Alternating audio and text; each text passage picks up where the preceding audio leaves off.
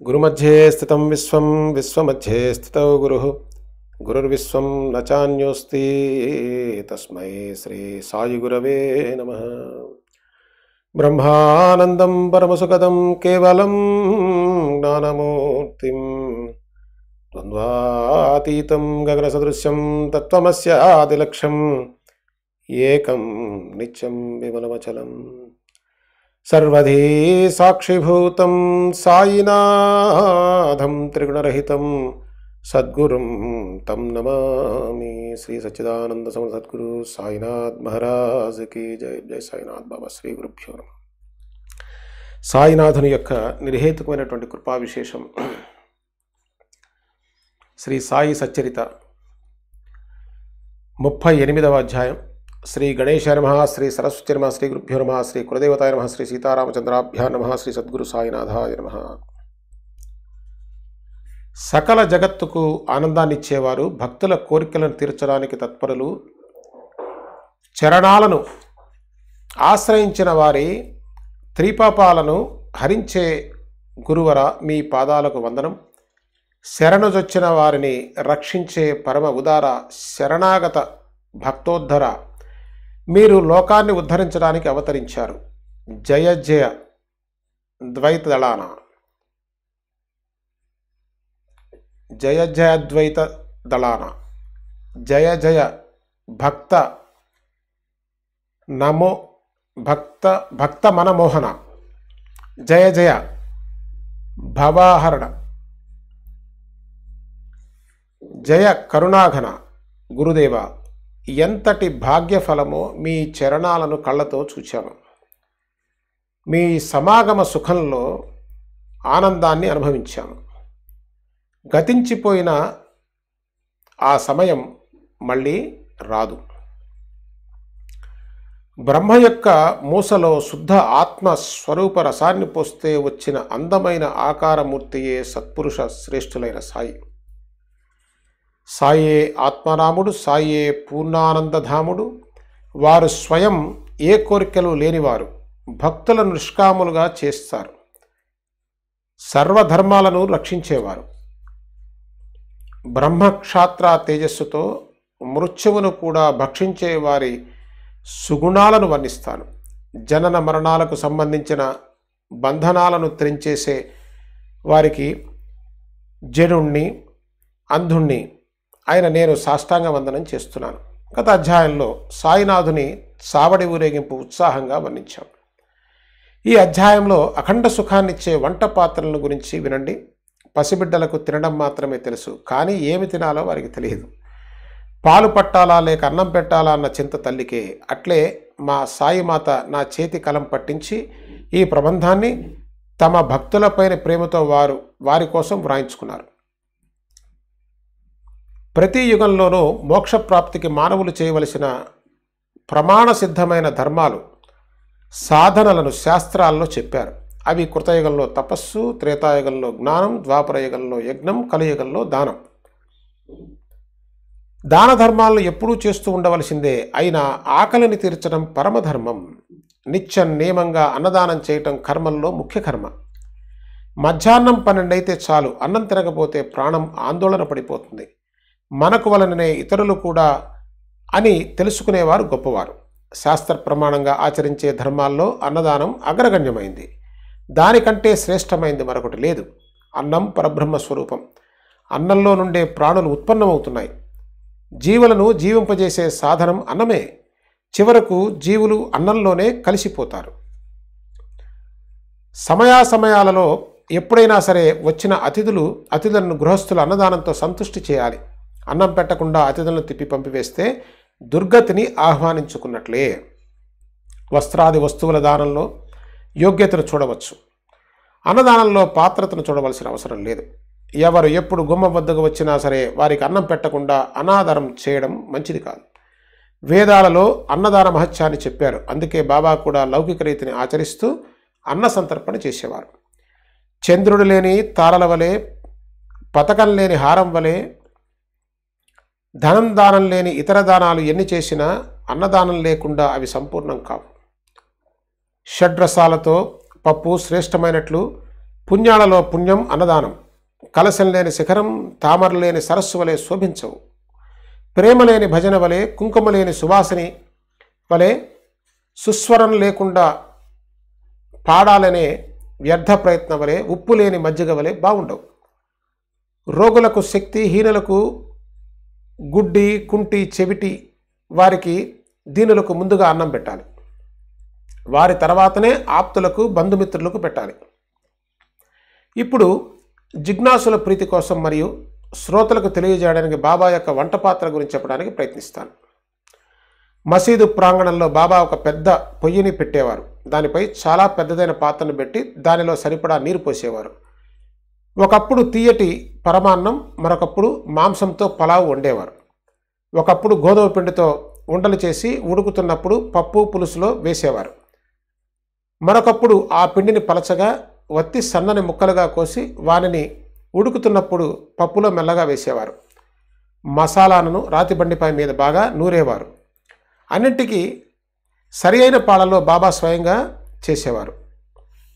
తమ చేతులతో పెసరపప్పు వడలను చేసి మెల్లగా గిన్నెలో వేసేవారు. స్వర్గాది భువనాలను ఆశించి, పశువులను హింసించి, యజ్ఞక్రతువుల్లో బ్రాహ్మణులకు కూడా పురోడాశాన్ని సేవిస్తారు. ఈ హింసను శాస్త్రాలు సమ్మతించినట్లుగా చెప్తారు. అట్లే బాబా కూడా ముల్లాను ఆజ్ఞాపించి అతనితో శాస్త్రోక్తంగా మంత్రోచ్చారణ చేయించి విధి విధానాలతో మేకను కోయించేవారు. ఒకప్పుడు పెద్ద తపేలాలు, మరొకప్పుడు చిన్న తపేలాలో అన్నం వండి అన్నార్తులకు భోజనం పెట్టేవారు. 50 మందికి అన్నం సరిపోయే తపేలా కానీ చిన్నది, 100 మందికి పైగా అన్నం వండే పాత్ర పెద్దది. బాబా స్వయంగా వర్తకుల వద్దకు వెళ్ళి సరుకులు కొనేవారు. అరువు అనే మాట లేదు. వెంటనే చేతిలో డబ్బులు పెట్టేవారు. ఉప్పు, కారం, మిరియాలు, జీలకర్ర, కాయగూరలు, ఆకుకూరలు, కొబ్బరికాయ వగైరా వస్తువులన్నింటినీ బాగా చూచి బేరం చేసి స్వయంగా తెచ్చేవారు. మసీదులో కూర్చొని గోధుమలను, పప్పును, జొన్నలను బాబా స్వయంగా విసిరేవారు. వంటకరకు చేయవలసిన ముఖ్యమైన పనినంతా బాబా విశ్రాంతి అనేది లేకుండా స్వయంగా చేసేవారు. మసాలాలు నూరే పని కూడా తామే స్వయంగా మనస్ఫూర్తిగా చేసేవారు. పొయ్యిలోని మంట సరిగా ఉండటానికి కట్టెలను మాటిమాటికి కిందకు పైకి జరుపుతుండేవారు. పప్పు నానబోసి స్వయంగా బండపై నూరేవారు. ఇంగువ, జీలకర్ర, కొత్తిమీర అవి వేసి వంటకాలను ఘుమఘుమలాడేలా చేసేవారు. పిండిని తడిపి దానిని 3 పొడవు ముద్దలుగా చేసి వానిని వెడల్పుగా ఒత్తి చపాతీలు చేసేవారు. జొన్న పిండిలో సరిపడా నీరు పోసి పాత్రలో కాచి మజ్జిగను కలిపి అంబలిని కూడా చేసేవారు.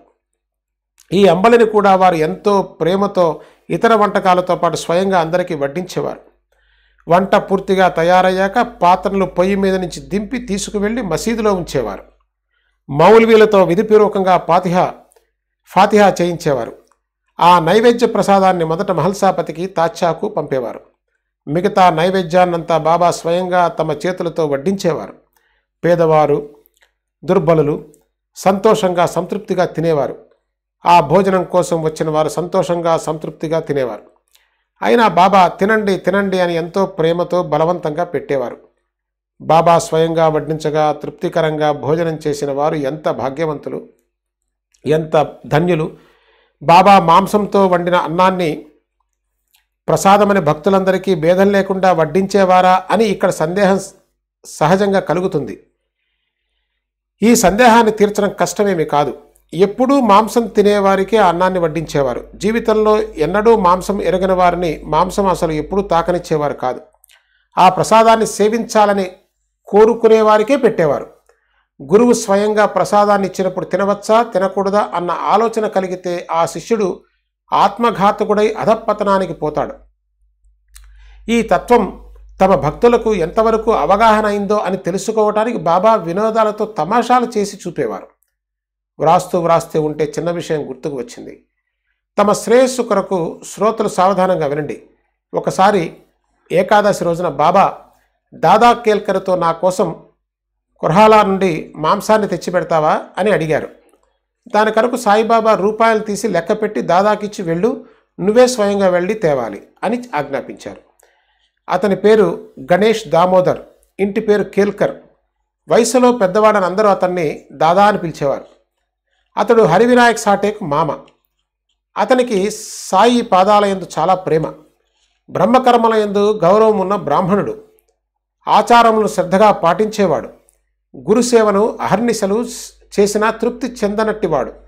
ఇటువంటి వారికి విచిత్రంగా ఇలాంటి ఆజ్ఞ. ఇది అతనికి ఎలా అనిపించిందో తెలియదు. దృఢమైన శరీరం కలిగి అభ్యాసం ద్వారా మనస్సు నిశ్చలంగా మారిన వారి బుద్ధి కూడా గురుపాదాల యందు స్థిరంగా ఉంటుంది. కేవలం ధనధాన్యాలు, వస్త్ర వగైరాలు గురువుకు అర్పించడం గురుదక్షిణ కాదు. గురువు గారి ఆజ్ఞను పాటించి వారిని ప్రసన్నులను చేసుకోవటమే అసలైన దక్షిణ. కాయ, వాచ, మనస అన్నింటినీ గురువుకు అంకితం చేసి గురుకృపను పొందిన వారిదే నిజమైన శ్రద్ధ. బాబా ఆజ్ఞను శిరసావహించి దాదా వెంటనే బట్టలు తొడుక్కొని ఆ ఊరికి బయలుదేరాడు. అప్పుడు బాబా అతన్ని వెనక్కి పిలిచారు. దానిని కొని తీసుకురావడానికి ఎవరినైనా పంపరాదు. పోవడం రావడం వృధాశ్రమ, నీకెందుకు అని అన్నారు. అప్పుడు మాంసాన్ని తేవడానికి దాదా నౌకరు పాండును పంపాడు. ఇంతలో బాబా దాదాతో అప్పుడు ఏమన్నారంటే, పాండు బయలుదేరుతుండగా బాబా దాదాతో ఇవాళ అవసరం లేదు, అతన్ని వెనకకు పిలు అని చెప్పారు. ఒకసారి బాబా వంట చేయాలని బుద్ధి పుట్టింది. పొయ్యి మీద డేగిషాను ఉంచి దానిలో మాంసాన్ని వేశారు. బియ్యాన్ని కడిగి అందులో పోశారు. సరిపడా నీరు పోసి పొయ్యిలో కట్టెల మంట పెట్టి ఊదుతూ కూర్చున్నారు. ఊరి వారంతా వారికి అంకితమైన వారే.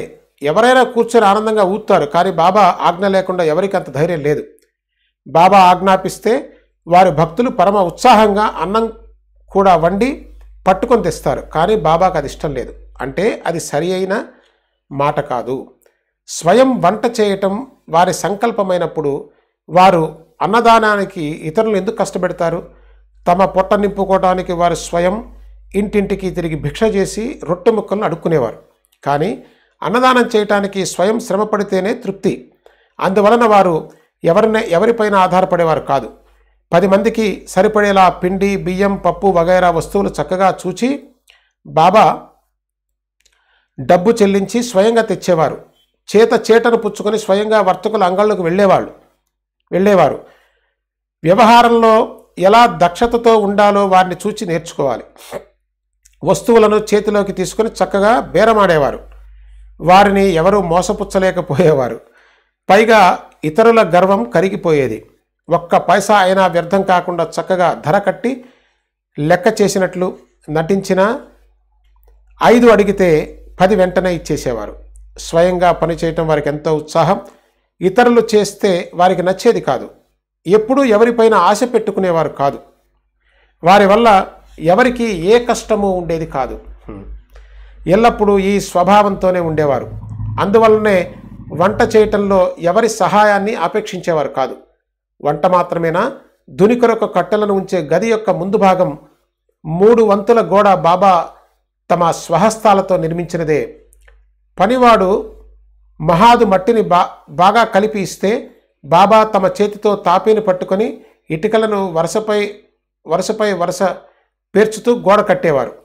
వారు చేయని పని ఏముంది? మసీదును స్వయంగా అలికేవారు. చేత్తో తమ కపినిని, లంగోటిని కుట్టుకునేవారు. ఎవరిపైన ఆశ పెట్టుకునేవారు కాదు. ఇది చాలండి. తపేలా గిన్నెలో నుండి ఆవిరి భయంకరంగా పైకి పొంగుతుంటే బాబా చేతి మీద చొక్కాను పైకి జరుపుకొని చక్కగా కింద పైన కలిపేవారు. తపేలాలో కుతకుతలాడుతూ ఉడుకుతున్న సమయాన కలపవలసినప్పుడు బాబా అమోఘమైన లీలను కనబరిచేవారు. రక్త మాంసాల వారి చేతిని కుతకుతా ఉడుకుతున్న తపేలాలో ఉంచినా వారి ముఖంలో భయం కానీ లేక వారి చేతిపై కాలిన గుర్తు కానీ కనిపించేవి కాదు. భక్తుల శిరస్సుపై పడగానే త్రిపాపాలను తొలగించే వారి హస్తాన్ని అగ్ని ఎలా బాధ పెట్టగలదు? అగ్నికి వారి మహిమ తెలియదా? బాబా నానపోసిన పప్పును రాతి బండపై పోసుకొని చక్కగా ఏరి స్వయంగా సన్నికలతో నూరి తమ చేత్తో పెసరవడలను చేసేవారు. తర్వాత వారిని మెల్లగా పాత్రలో వేసి అడుగు మాడకుండా కలిపేవారు. తయారయ్యాక పాత్రను కిందకి దించి ప్రసాదాన్ని అందరికీ పంచేవారు. అందరికీనా అని శ్రోతలు అంటారేమో, సాయిబాబా యవనులు కదా, మరి ఇటువంటి అధర్మాచరణను ఎలా చేసేవారు? ఈ సందేహానికి సమాధానం ఒకటే. సాయిబాబా ధర్మం అధర్మం గురించి ఎప్పుడూ ఎరుకలో ఉండేవారు. ఇక్కడ చూడండి, సాయిబాబా యవనులు కదా అనే మాట రాశారు. చాలామంది ఈ పదాలను చూసి దాన్ని కన్ఫర్మ్ చేసుకున్నారు. ఎన్నిసార్లు సచ్చరిత్రలో సాయిబాబా దేహాతీతుడంటే ఇంకా మరలా ఆ మాటకి ఏమంత ప్రాధాన్యత ఉంటుంది. తపేలాలో వండిన పదార్థాలు అందరూ తినాలి అని బాబా ఎవరిని ఎప్పుడు బలవంత పెట్టేవారు కాదు. కానీ ఆ ప్రసాదాన్ని తినాలన్న ఇచ్చ కలిగిన వారి కోరికను తీర్చేవారు. కానీ ఎప్పుడూ ఎవరిని మోసగించేవారు కాదు. వారి జాతి అసలు ఎవరికీ తెలియదు. ఎవరికి తెలుసు కనుక అంతే. పైనేమో ఎవరు కదా అన్నారు, కిందేమో వారి జాతి అసలు ఎవరికి తెలుసు కదా. మసీదులో ఉంటారు కనుక ముసల్మాన్ అని అంటారు. కానీ వారి పద్ధతుల ఆచరణ చూస్తే వారి జాతి తెలియదు. భక్తులు వారిని దైవం అని అంటారు. కానీ వారి పాదధూళిలో పొర్లుతారు. అటువంటి వారి జాతిని గురించి ఆలోచించే వారి పరమార్థ ప్రాప్తి వ్యర్థం. ఇహలోక పరలోక విషయాల యందు విరక్తిని, వివేక వైరాగ్యాల సంపత్తిని కలిగినట్టి వారి జాతిని చూచేవారు పరమార్థం వ్యర్థం. మరి ఆ ముక్క ఎందుకు రాశారంటే అట్లా ఎవరన్నా అనుకుంటారేమో అని రాసి దానికి కింద వివరణ ఇస్తున్నారు. ధర్మాధర్మాలకు అతీతమైన శుద్ధ ఆనంద స్థితిలో ఉన్నట్టి వారి జాతిని చూచేవారు పరమార్థ ప్రాప్తి వ్యర్థం. ఇటువంటి సాయిబాబా చరిత్రను నా ఆనందానికి గానం చేస్తున్నాను. శ్రవణం చేయాలనే కోరిక ఎవరికైనా ఉంటే అది నెరవేరుతుంది. ఇక వెనుక ఉండిపోయిన కథానుసంధానాన్ని తిరిగి చూడండి. బాబా దాదాతో ఏమన్నారో వినండి. ఖరా పులావ్ చేశాను, ఎలా ఉందో చూస్తావా అని అడిగారు. దాదా లాంఛనంగా ఆహా చాలా బాగుంది అని అన్నాడు. దాదా పూర్వపు కాలపు భక్త శ్రేష్ఠుడు. స్నాన సంధ్యాదుల యందు నియమనిష్టలు కలవాడు. మంచి చెడులను ఎరిగినవాడు. అతనికి బాబా మాట నచ్చలేదు. అప్పుడు బాబా ఎన్నడూ కళ్ళతో చూడలేదు, జిహ్వతో రుచి చూడలేదు, మరి బాగుందని ఎలా చెప్పావు అని దాదాతో అన్నారు. పాత్ర పైన మూత తీసి లోపల చేత్తో తీసి చూడు అని అంటూ బాబా అతని చేతిని పట్టుకొని డేగిసా లోపలికి తోశారు. ఇక చెయ్యి తీసి గరిటెతో పళ్ళెల్లోకి మడి కట్టుకున్నానని ఊరికే బడాయిపోకు అని అన్నారు. సత్పురుషులు శిష్యులకు అనుచితమైన దాన్ని చేయమని చెప్తారు అని అనుకోవటం పొరపాటు. సత్పురుషులు అపారమైన దయ కలిగి ఉంటారు. వారి మార్గం వారికే తెలుసు.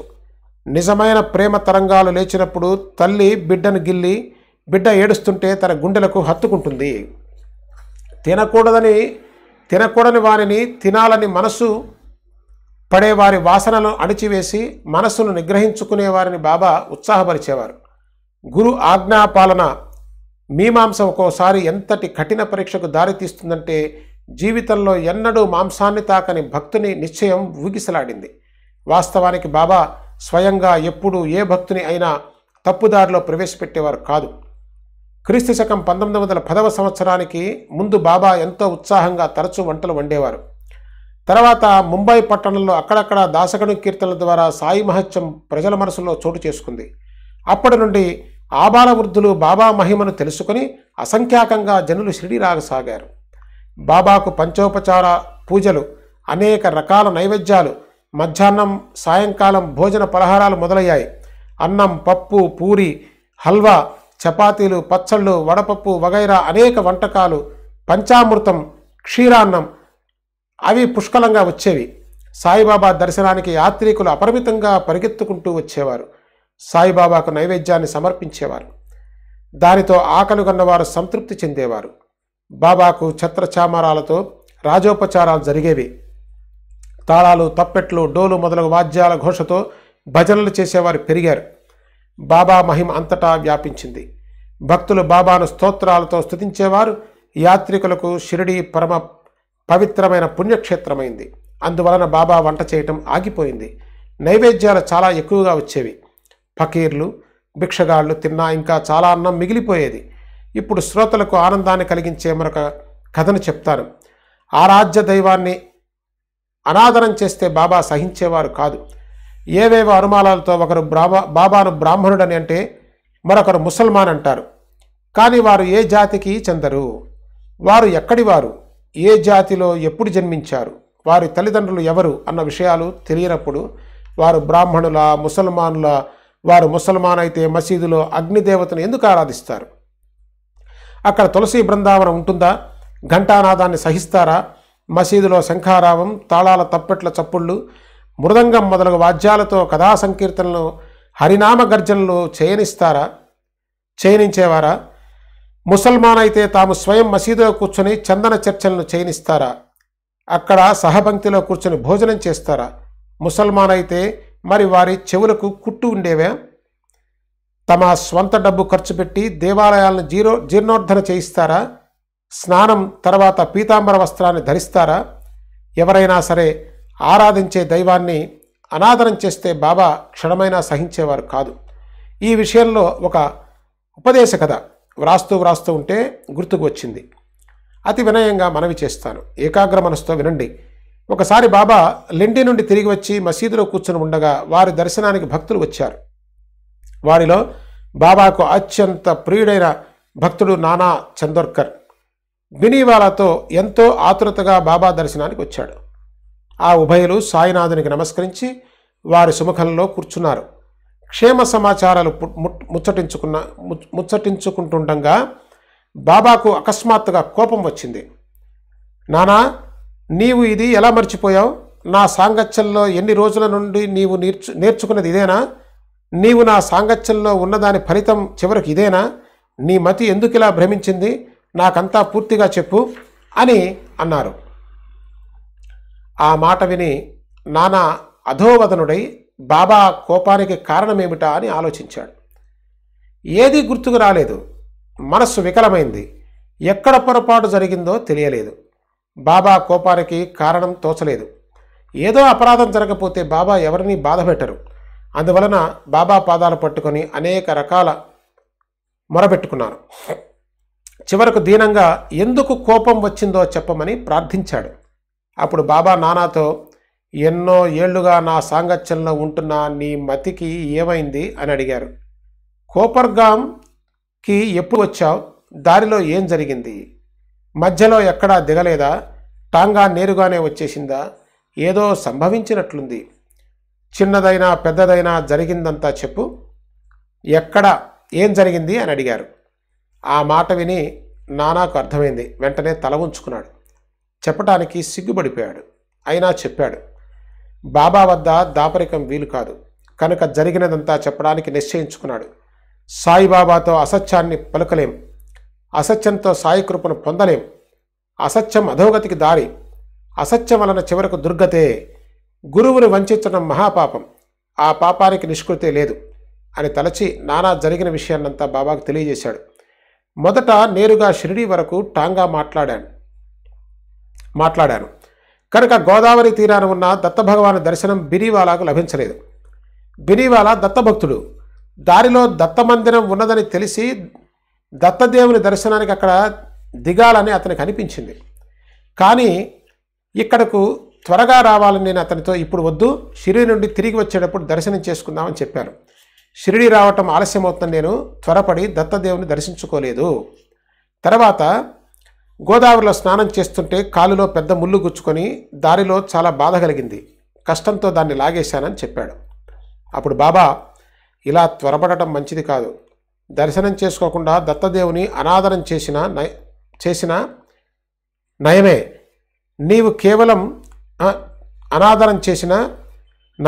నీవు కేవలం వట్టి ముళ్ళు గుచ్చుకొని బయటపడ్డావు.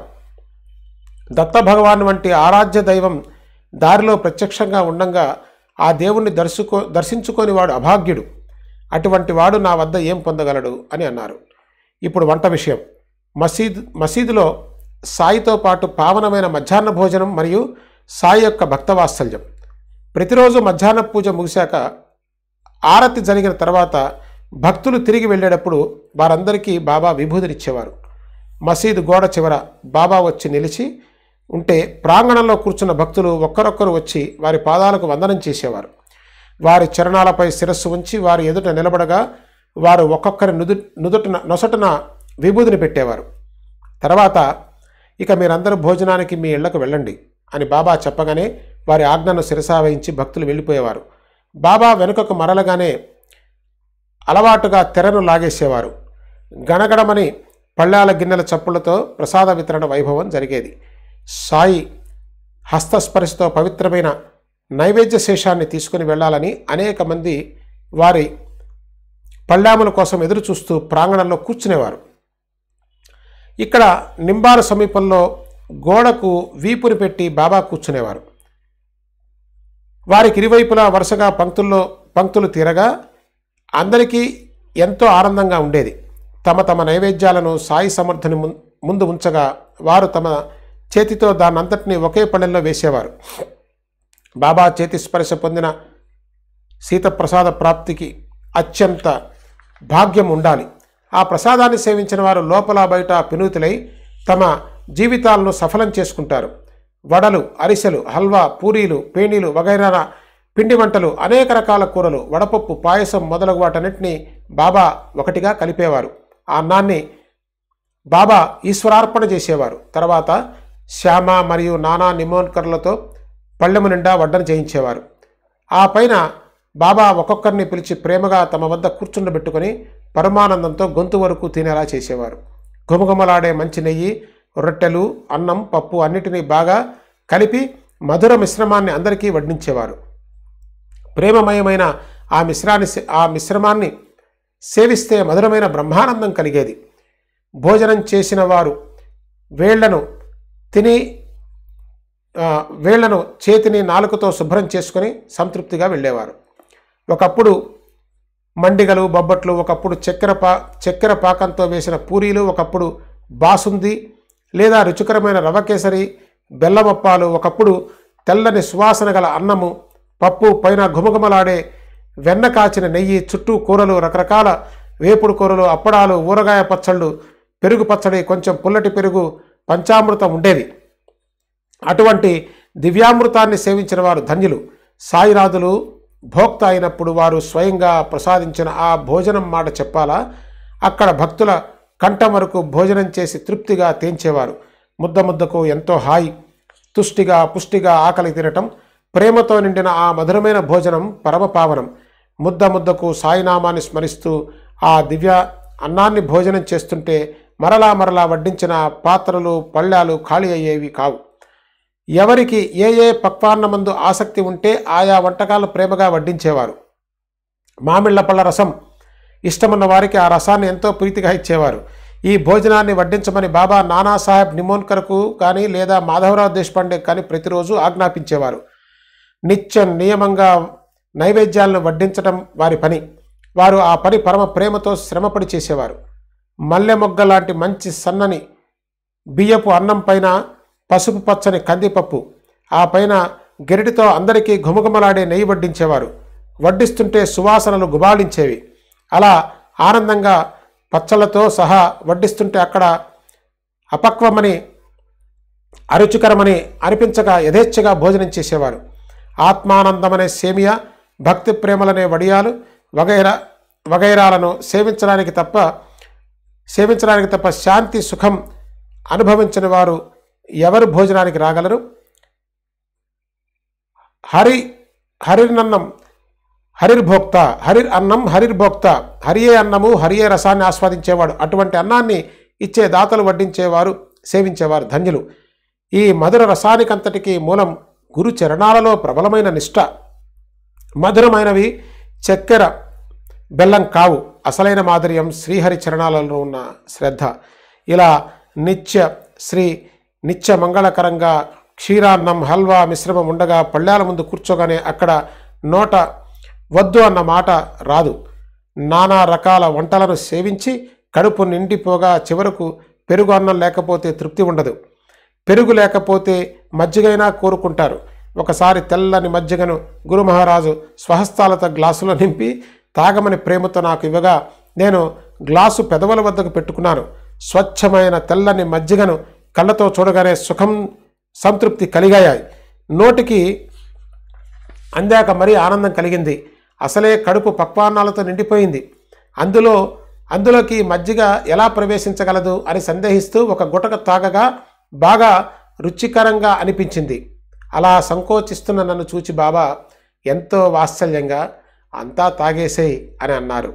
అలాంటి అవకాశం మరలా రాదు అని వారు తలచినట్లుగా ఉంది.